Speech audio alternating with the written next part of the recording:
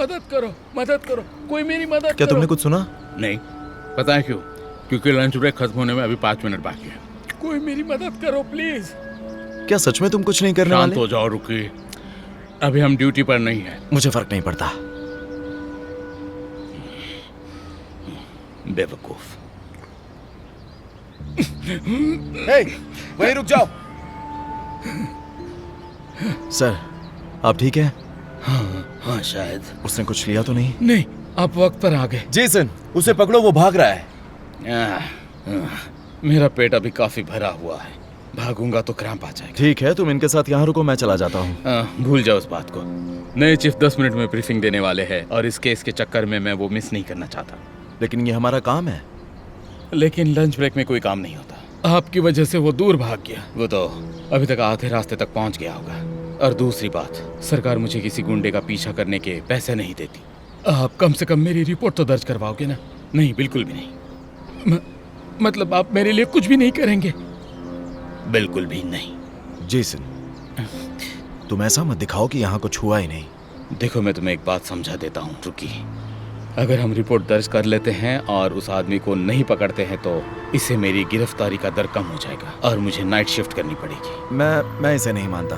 देखो, मैं लोगों की मदद करने में विश्वास करता हूँ, इसीलिए मैं पुलिस वाला बना हूँ। चलो बढ़िया है। दुनिया को बचाने की कोशिश के लिए गुड लक। मुझे यकीन है कि तुम सारी दुनिया को बचा लोगे।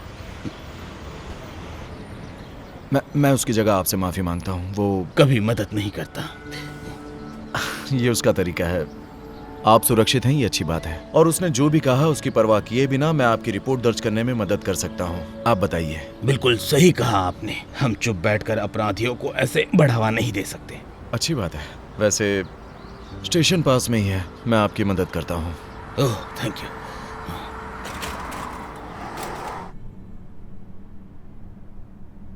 अंदर आ जाओ, शर्माओ मत। तुम्हारा समय पर आना ये एक अच्छे ऑफिसर की पहचान है। Thank you sir. मैं लोगों की मदद करने के लिए हमेशा तैयार रहता हूँ और सिर्फ इसी वजह से मैंने पुलिस में भर्ती होने का फैसला किया था। अच्छी बात है, वहां बैठ जाओ। Thank you. मुझे उम्मीद है कि मेरी वजह से आपको लेट नहीं हो रहा। आपका साथी नए चीफ के साथ कुछ ब्रीफिंग की बात कर रहा था। मैं नहीं चाहता कि मेरी वजह से आप वो मिस करें। ये जॉब मैंने लोगों की मदद करने के लिए की है, चीफ के लिए बिल्कुल नहीं। ये शर्मनाक है। मैं तुम्हें बताता हूँ, मैं पूरी जिंदगी यहीं पड़ोस में रहता था और ये मानो स्वर्ग था। और अब सब कुछ बदल गया है। अपराधी हर दिन बेखौफ होते जा रहे हैं। लोगों का तो जीना मुश्किल हो गया है।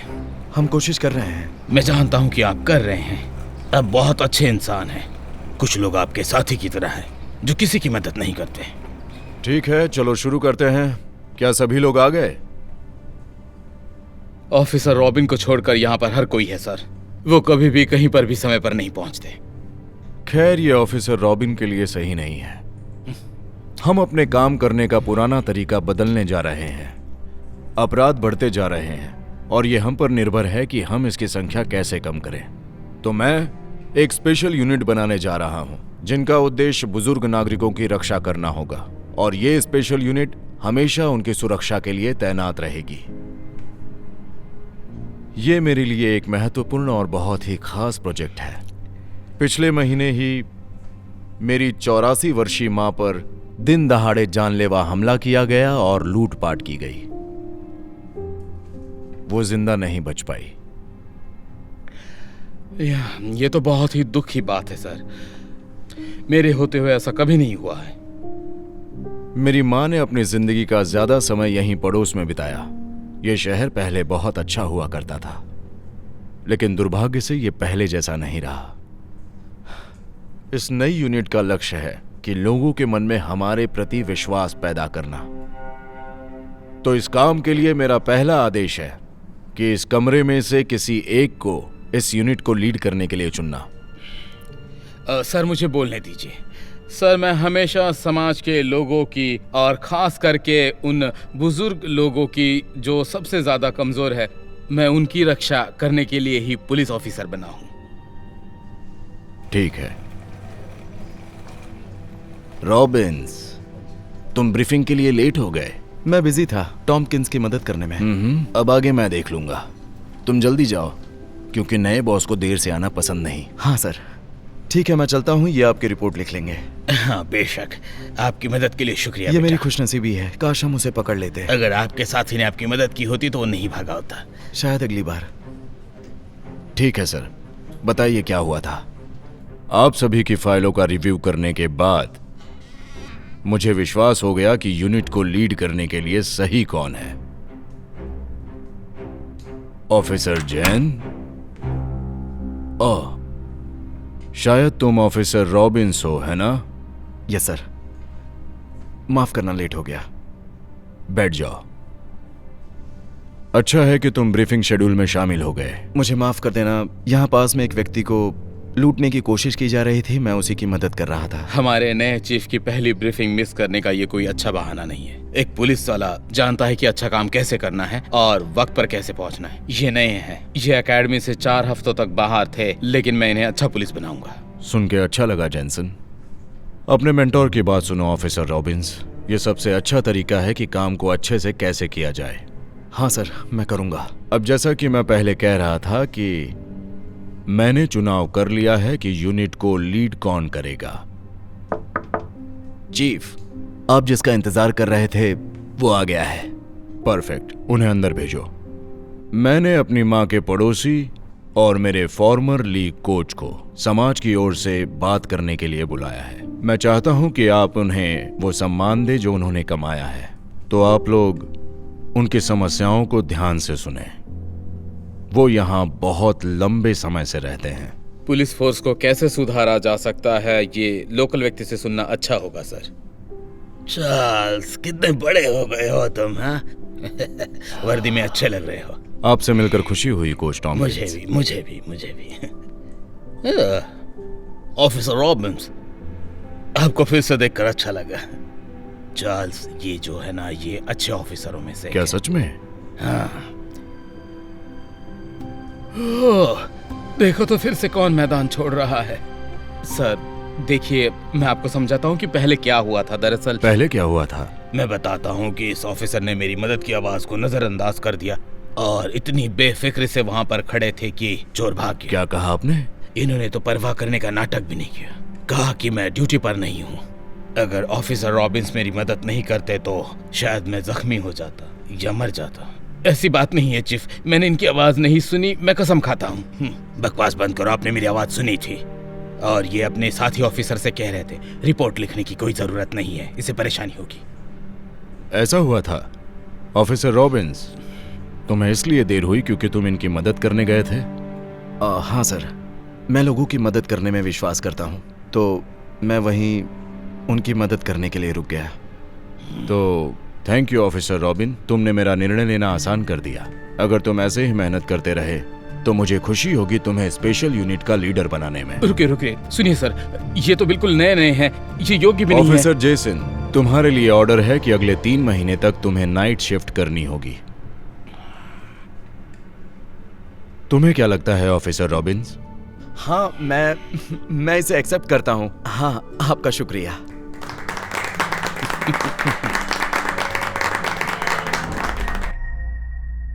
माफ कीजिए, आपको इंतजार करना पड़ा। आप जरा आराम से बैठ जाइए प्लीज। कुछ सीरियस है क्या? देखिए, इस स्टेज पर कुछ कंफर्म बताना जल्दबाजी साबित होगा, पर हमने जो जांच करवाई है उसके मुताबिक आपके बेटे को ऑटिज्म होने के आसार दिख रहे हैं। घबराइए मत। देखिए, ऑटिज्म एक मुझे पता है ऑटिज्म क्या होता है डॉक्टर। आपके सामने एक यूनिवर्सिटी का प्रोफेसर खड़ा है। यकीन नहीं हो रहा ग्वेन, मैंने कहा था ना, अभी तक उसे पुकारने पर जवाब देना चाहिए था। ओह, अब मैं क्या करूं? क्या मेरा बेटा बहुत बीमार है डॉक्टर? डरने की कोई बात नहीं, उसकी तबीयत बिल्कुल ठीक है, लेकिन उसे कुछ चीजें समझने में बाकी बच्चों के मुकाबले ज्यादा वक्त लग सकता है। बस इतना ही। बस इतना ही? मैं जानती हूँ ये मुश्किल घड़ी है, आप दोनों आपस में बात कर लीजिए।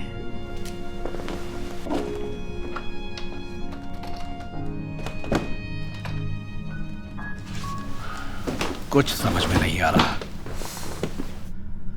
अब हम क्या करेंगे? क्या मतलब है क्या करेंगे? वो हमारा बेटा है, वो चाहे कैसा भी हो, हमें उसका साथ देना ही होगा।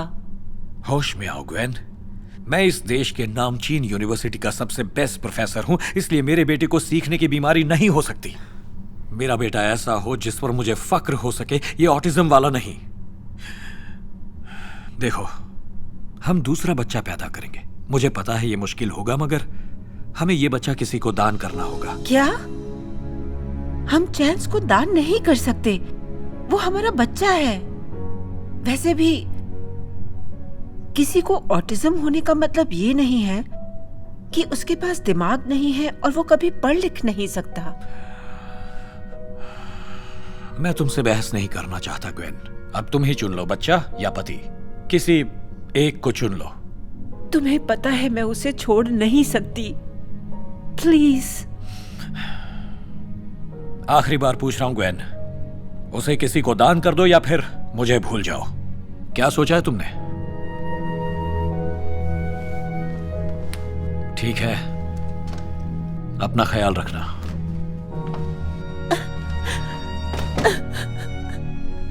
ग्वेन पूरी तरह टूट जाती है। उसने सोचा भी नहीं था कि उसका पति उसे इस तरह छोड़कर चला जाएगा। ग्वेन का पति जल्द ही दूसरी शादी करता है और ग्वेन को पूरी तरह भूल जाता है। कुछ ही महीनों में उन्हें पता चलता है कि उनके घर एक बेटा पैदा होने वाला है।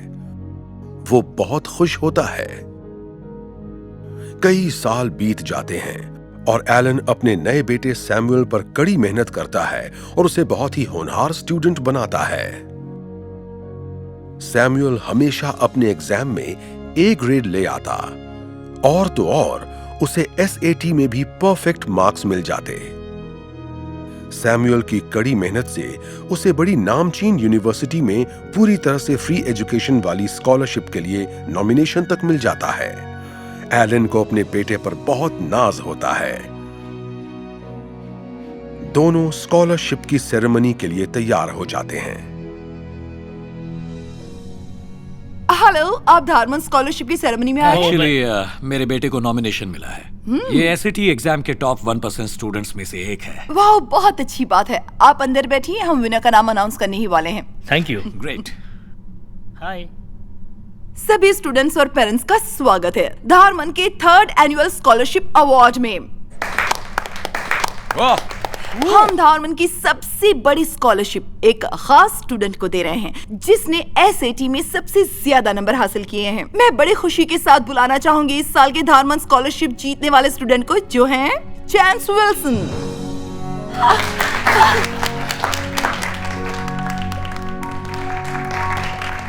एक मिनट रुकिए जरा, जरूर कोई गलती हुई है। डैड, बैठ नहीं, जाइए। ये गलत है। मेरे बेटे को एसएटी में 1590 मिले हैं।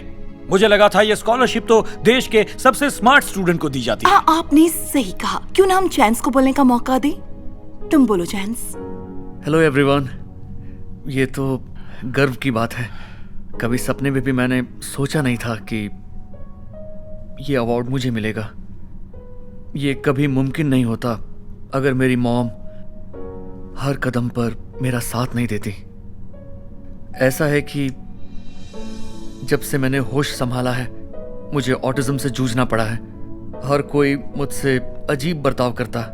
सोचते थे कि मुझे कुछ समझ नहीं आता। एक दिन मुझे पता चला कि मेरे डैड ने मुझे ठुकरा दिया था ऑटिज्म की वजह से। लेकिन मेरी मॉम ने कभी हार नहीं मानी। हर रोज वो मेरे साथ पढ़ती और पढ़ाई में मेरी मदद करती। उन्होंने एक बार भी ये एहसास नहीं दिलाया कि मैं दूसरों से कम समझदार हूं। उनकी वजह से ही मुझे स्कूल में अच्छे नंबर मिलने लगे। इतने अच्छे कि मुझे हर एग्जाम में ए ग्रेड मिलने लगा और फिर मैं देश के टॉप स्टूडेंट्स में से एक बन गया। तो ऐसा है कि मेरी मॉम ने कभी हार नहीं मानी, इसलिए मैंने भी जीत तोड़ मेहनत की और मुझे पूरे 1600 मार्क्स मिले हैं एसएटी एग्जाम्स में। Perfect score. और सबसे जरूरी बात, मैंने साबित कर दिया कि किसी को अगर ऑटिज्म है तो इसका मतलब ये नहीं कि वो कभी पढ़ लिख नहीं सकता।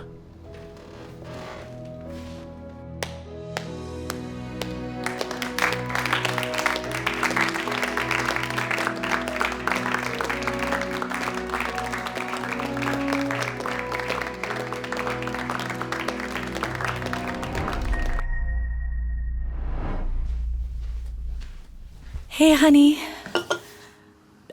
प्लीज ये बटन बंद करने में हेल्प करोगे? ठीक है।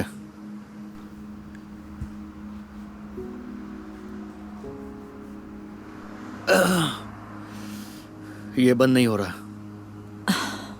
ये जैकेट बहुत छोटी है। या तुम बहुत मोटी हो। अगर तुम मेरे साथ वर्कआउट करती तो ये जरूर तुम्हें फिट आ जाती। मैं पहनने के लिए कुछ और ढूंढ लेती हूँ।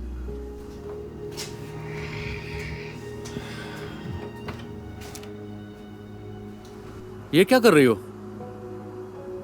मुझे थोड़ी सी भूख लगी है।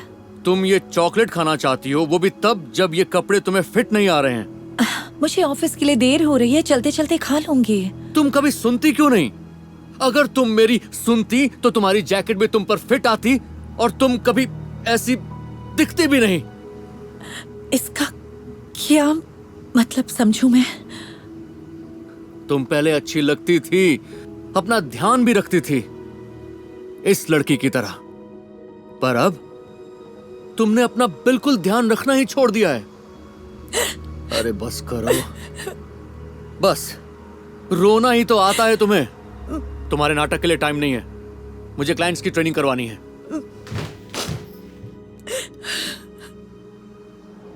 9, 10, वेरी गुड। थैंक्स, आज अच्छी एक्सरसाइज हो गई। तुम बहुत अच्छी लग रही हो, कमर भी पतली हो गई है। क्या सच में? जैसी वेनेसा, तुम यहाँ क्या कर रही हो? सोचा था वर्कआउट करके तुम्हें सरप्राइज दूंगी, पर यहाँ तो कुछ और ही चल रहा है। तुम गलत सोच रही हो। ये कौन है जैसी? ये सिर्फ क्लाइंट है मेरी। क्या सिर्फ क्लाइंट? वाओ, कल रात जब तुम मेरे साथ थे तब तुम कुछ और ही कह रहे थे। देखो, मेरा वो मतलब नहीं था।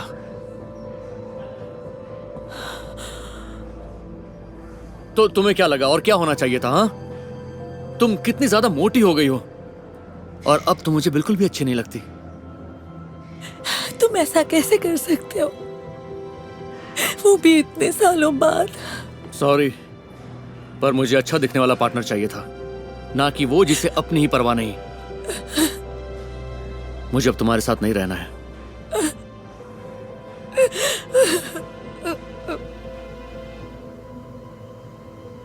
जैसी जल्द ही अपनी एक्स वाइफ को भूल गया।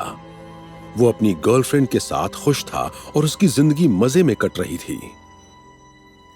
दूसरी तरफ उसकी एक्स वाइफ वनेसा धीरे धीरे तलाक के दुख से बाहर आ गई।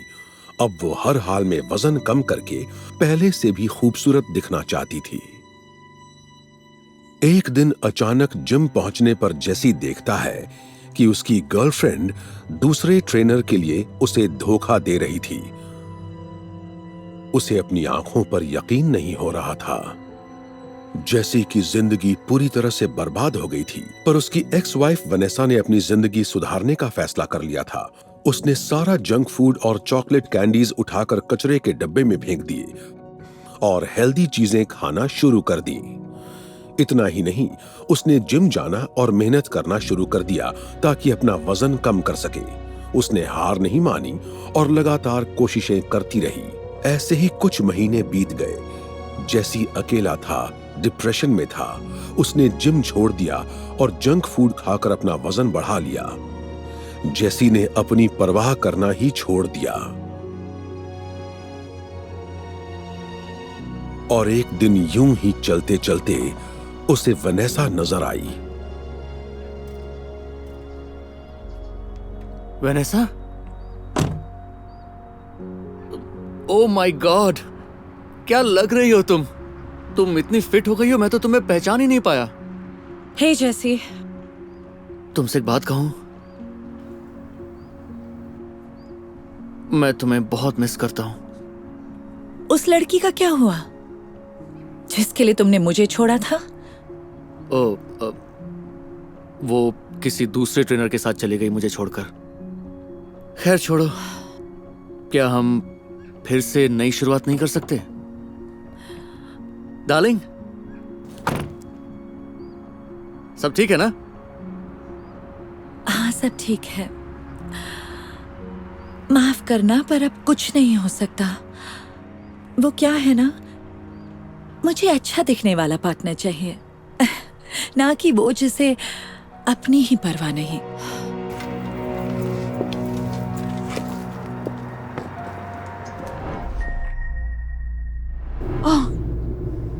इस बार भी नेगेटिव आया। आई एम सॉरी। मैं जानती हूँ कि तुम डैड बनने के लिए कितने बेताब।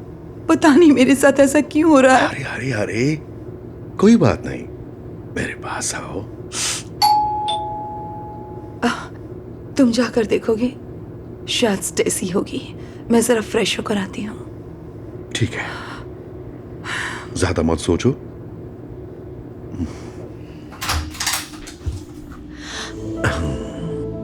Hello beautiful. ओह, कटरीना की फिक्र मत करो, वो फ्रेश हो रही है। ओह सही है, क्योंकि मुझे तुम्हें कुछ जरूरी बात बतानी है। ओके, लेकिन पहले जरा यहाँ आओ। क्या तुमने ये क्या चल रहा था? कुछ नहीं, जैसा तुम सोच रही हो वैसा कुछ नहीं। स्टेसी, तुम बताओ ये क्या चल रहा था? देखो, अब हम इस रिश्ते को ज्यादा दिन छुपा नहीं सकते। तुम बता रहे हो या मैं बताऊं? मुझे क्या बताना है डेवन? बताने के लिए कुछ भी नहीं। हम दोनों पिछले 1 साल से साथ में हैं कटरीना। क्या? नहीं, इस पर यकीन मत करो। हम इस बात को और छुपा कर नहीं रख सकते, क्योंकि सच तो यह है कि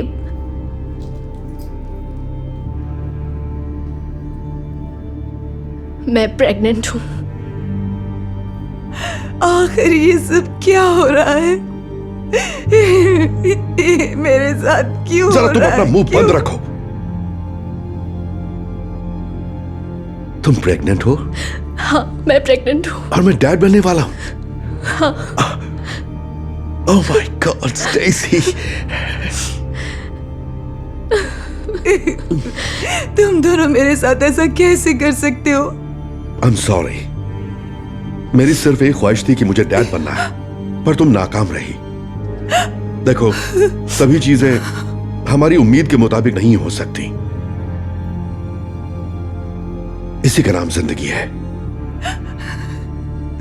आओ चले। डेविन और स्टेसी वहां से चले जाते हैं और कटरीना अपने टूटे दिल के साथ बिल्कुल अकेली रह जाती है। डेविन जल्द ही कटरीना के बारे में भूल जाता है और वो स्टेसी और अपने आने वाले बच्चे के साथ नई जिंदगी की शुरुआत करता है। और कटरीना भी धीरे धीरे खुद को संभालना सीख जाती है। वो एक नए जोश के साथ अपने अतीत को पीछे छोड़कर आगे बढ़ती है। कई दिनों के बाद डेविन को स्टेसी की प्रेगनेंसी पर शक होने लगता है। इतने दिन गुजरने के बाद भी उसका पेट बिल्कुल भी नहीं बढ़ा था। कटरीना अपनी जिंदगी की फिर से नई शुरुआत करती है और उसी के साथ उसकी जिंदगी में एक ऐसा आदमी आता है जो उसे इतना प्यार देता है जिसकी वो हकदार है। कटरीना की जिंदगी में खुशियों की बहारें आती हैं तो डेविन की जिंदगी में मुसीबतों का पहाड़ टूटने लगता है। एक दिन डेविन स्टेसी को दूसरे मर्द की बाहों में बाहें डाले देखता है और जब वो उससे सवाल पूछता है तो वो बताती है कि वो कभी प्रेग्नेंट थी ही नहीं। वो तो बस उसे और कटरीना को अलग करने के लिए नाटक कर रही थी। डेविन बिल्कुल उदास और अकेला हो जाता है और 2 साल बाद वो कटरीना से मिलने की कोशिश करता है। कटरीना, ओह, हाय। आजकल मुझे तुम्हारी बहुत याद आ रही थी। मैं पूछना चाहता था कि क्या हम एक नई शुरुआत कर सकते हैं? लेकिन स्टेसी और तुम्हारा बच्चा, उस बच्चे का क्या? सच तो यह है कि उसने मुझे धोखा दिया और अपनी प्रेगनेंसी के बारे में भी झूठ कहा। छोड़ो उसे, वो जरूरी नहीं है। तो तुम्हारा क्या ख्याल है? क्या मुझे एक और मौका दोगी? हे जान, रोजी को भूख लगी है। ओके स्वीटी, कार में इंतजार करना। ओके। ये मेरे हस्बैंड है जिम, और वो मेरी बेटी है रोजी। तुम देख सकते हो कि मैं अपनी जिंदगी में बहुत खुश हूँ। इतनी आसानी से? आई एम सॉरी डेवन, लेकिन सभी चीजें हमारी उम्मीद के मुताबिक नहीं हो सकती, और इसी का नाम जिंदगी है। Good luck to you.